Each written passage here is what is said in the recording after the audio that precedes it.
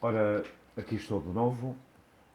agradecendo uma vez mais a vossa preciosa atenção e, particularmente, essa atenção que vem diretamente de todos aqueles que leem os meus artigos, que consultam a minha página e que seguem, de alguma forma, todo o meu trabalho nestes últimos 7 anos de existência. Eu hoje vou abordar um tema que me parece sempre importante abordá-lo, até por uma questão de referenciar que a memória coletiva e também a memória individual é de quando em vez necessitada de um abalo, de uma lembrança, enfim, de uma dica. Então, de acordo com o que eu esclareci, eu pretendo dizer que é bastante evidente que muitas das recomendações naturopáticas, por exemplo, homotoxicológicas, fitoterápicas, homeopáticas, do passado remoto, alcançaram hoje em dia aquela verificação científica e, no mínimo, alcançaram um maior grau de aceitabilidade, não só ao nível da classe médica alopata, portanto, que executa a medicina ortodoxa, como, e o que mais é evidente, ao nível do público em geral. E isso é indesmentível. Por exemplo, citaremos, para lembrar melhor quem me ouve, que o emprego do jejum e de outras formas de controle dietético, como por exemplo as curas pelos sucos, pelos sumos, a inclusão, por exemplo, da fibra na dieta, graças aos trabalhos de investigação de muitos naturopatas como eu. Por exemplo, uma vez mais, digo que isto é também importante ser memorizado, ou ser, melhor dizendo, lembrado. A eliminação dos hidratos de carbono refinados hoje estão seriamente assumidos como sensibilidade, portanto, a muitas matérias da indústria alimentar que merecem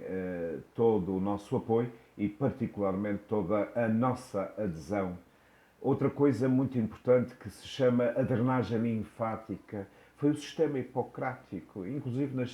nascido no tempo de Hipócrates, que começou a existir. A limpeza do cólon, feito até inclusive hoje em dia por máquinas especiais que designam-se por máquina de hidrocólon. As dietas cetogénicas, por exemplo, no tratamento do cancro,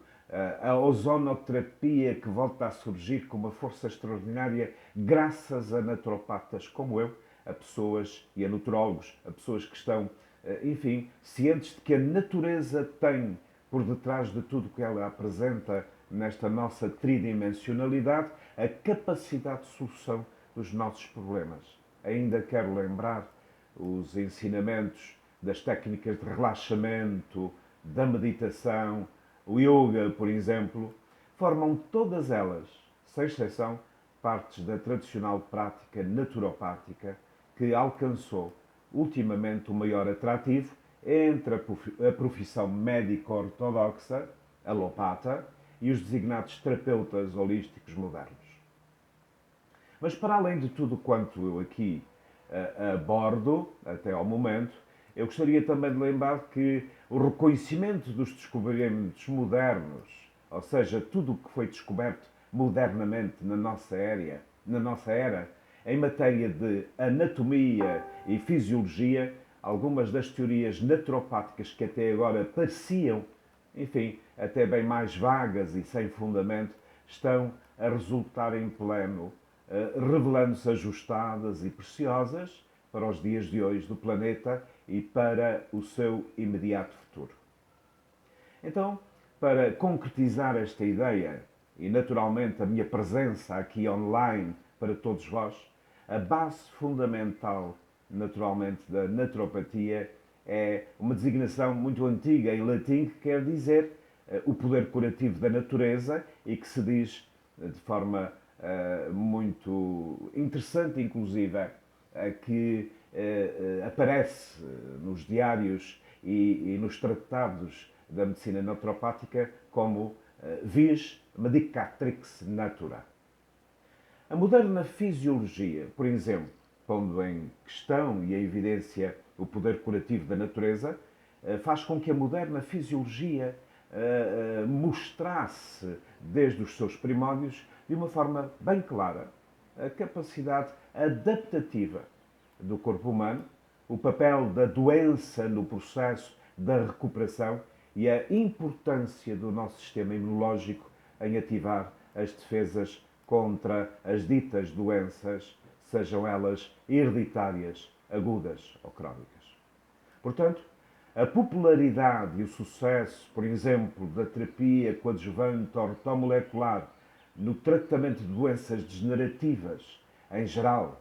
mas particularizando nas mais diversas ataxias existentes, incluindo a ataxia Machado-Joseph, deve-se, sem dúvida, aos patronos da medicina natural clássicos, ao que eles deixaram de testemunho sobre os efeitos do uso da natureza ao serviço da saúde. E também ao esforço profissional que, como eu, ousada e corajosamente, e uma vez mais provo, dá a cara para dizer ao público em geral que o depauperado e falacioso, tendencioso fundamento científico que existe datado do século XIX, por muitos seguido religiosa e fanaticamente, é hoje em dia uma falaciosa artimanha que engana, deturpa, ofende, agride e desconsidera a inteligência humana de cada um de nós e, muito particularmente, a realidade insufismável de que a natureza é mãe e é, por sua vez, dona de todos os recursos e soluções para a saúde do ser humano neste planeta. Muito obrigado pela atenção. Até sempre.